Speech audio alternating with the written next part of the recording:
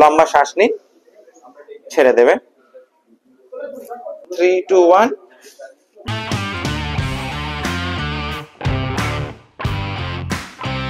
আসুন, বসুন। নমস্কার নমস্কার, বসুন এখানে, আস্তে ধীরে বসবেন।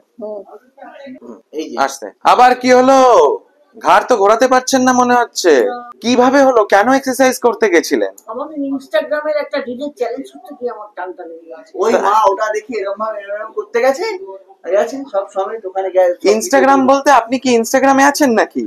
হ্যাঁ, মা আমার সাথে ভিডিও বানায়, আমার ছেলের সঙ্গে ভিডিও। তাই নাকি? ইনস্টাগ্রাম পেজটা কি দেখি? জয়দাস অফিসিয়াল, আমারই নাম। এই তো। আচ্ছা, দেখান দেখান। এই যে। আচ্ছা, এটা কি ওই দিদি নাম্বার মানে? আপনারা দিদি নাম্বার মানে গেছে? Look at that. So they are quite famous and viral. ওনার ইনস্টাগ্রামে পেজ আছে joydas.official। সেখানে গিয়েও আপনারা ওনাদের হিউমারাস ড্রামা এন্ড কাহিনী কিন্তু দেখতে পারেন। আমরা তো সারাদিন কাজকর্ম করতে করতে বোর তো হয়েই যায়। Why not get a spice in your life so that you can take the smile that মা আর ছেলে যেটা করছে সেটা আপনারাও কিন্তু হাসির একটা মানে মুহূর্ত তৈরি করতে পারেন আপনাদের মনোটনাস জার্নিতে। সো আবার বলছি, joydas.official ইনস্টাগ্রাম পেজ ভুলবেন না। আপনি মা দুদিকে মাথাটা ঘোরাবার চেষ্টা করুন যদি সম্ভব হয়, দেখি কতটা আটকে যাচ্ছে। ডান দিকে ও টান পড়ছে কি? বাঁ দিকে ঘোরাবার চেষ্টা করুন। ও বাবা, একদমই পারছেন না। So this is a case of sudden muscle stiffness, যেটা হয় বিকজ আপনারা যদি এখানে আসেন ওনার সাইড ফেস থেকে দেখেন, দেখবেন যে ওনার কিন্তু একটা কুঁজ আছে। So this is called hyperkyphosis of the spine.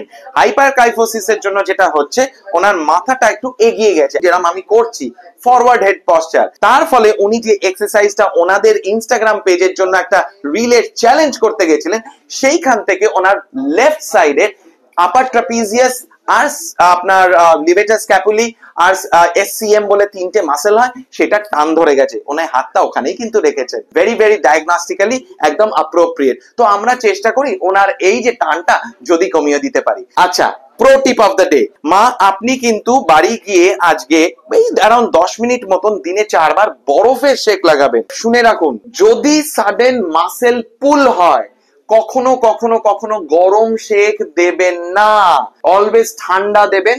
আপনি ধরুন 10 মিনিট মতন দিলেন, তারপরে যে কোনো একটা মলম এসে লেপে দেবেন। No massage, no rubbing, just সেটা করলে অনেকটা কিন্তু মাসেল স্টিফনেস আস্তে আস্তে কেটে যাবে। So let's get started. আমি মা বাঁ দিকে ঘোরাচ্ছি মাথাটা। হ্যাঁ, লাগছে। আচ্ছা আচ্ছা, ঠিক আছে। That is the end point. লম্বা শ্বাস নিন, ছেড়ে দেবে। এইবার খুব ভালো লাগছে। তাই আশা করি মাইকে ক্যাপচার করেছে ওনার একটা ক্লিক আওয়াজ, সেটা আশা করি আপনারা শুনতে পাচ্ছেন। ওনার মাসল স্প্যাজমের জন্য হাড় দুটো সেপারেট আউট বা স্লাইড আউট হয়ে গেছিল, সেইটা এখন বসে গেল। তো আমাদের ওনার যেরকম পুজো ভাব আছে সেটা মিটিগেট করার জন্য আমাকে 3টে সেকশনে করতে হবে। ফার্স্টটা higher level C0 C1 C1 C2। এখন আমরা মিড রেঞ্জে চলে আসি। হাতটা নিচে রেখে দিন মা, লম্বা শ্বাস নিয়ে ছেড়ে, বাস। বাবা খুব টাইট কিন্তু ট্র্যাপস, বাপ রে বাপ। একটু ফার্স্ট রিপটা রিল্যাক্স করব মা। 3 2 1, বাস। আমি একটু উপরে চলে গেলাম। 3 2 1 মা, বাস। ভালো লাগলো? ব্যথা লাগছে না তো এখন? হ্যাঁ, মনে হয় দেখে লাগে, কিন্তু একদম লাগার কথা নয়, because they are very subtle and minute motion, যেটা হাড়ের থেকে হাড়ে বেরিয়ে যায়, সেইগুলোই কিন্তু আমরা করছি। ম্যাসিভ মোশন হওয়ার কথা নয়। নাকটা এখানে রাখবেন, হ্যাঁ, বাস ছেড়ে দিন। হাতটা আমরা সাইডে রেখে দিলাম, তাহলে আরাম করে শুতে পারবেন।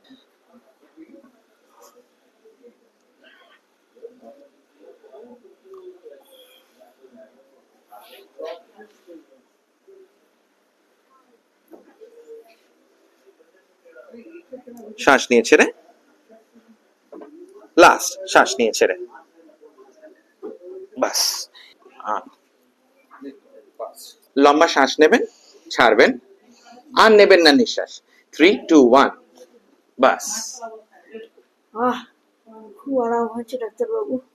ঠিক আছে, ভেরি গুড। এবারে উঠে দেখি কতটা ঘাড় ঘোরাতে পারছে। দুদিকে মাথা যেটা ঘোরাতে পারছিলেন না, ঘুরিয়ে দেখুন, ওপর নিচ করেও দেখুন।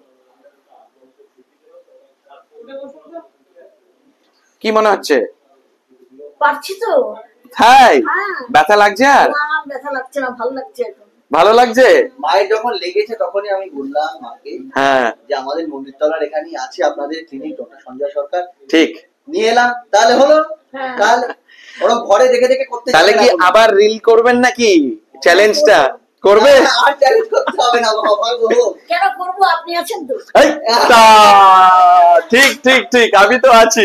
বাট আগেন যাই করেন না কেন ইন টার্মস অফ এক্সারসাইজেস, কারণ আপনি তো জানেন না আপনার জন্য কোনটা সুটেবল কোনটা কারেক্ট। হঠাৎ করে কোনো challenge in terms of exercises না নেওয়াটাই ভালো।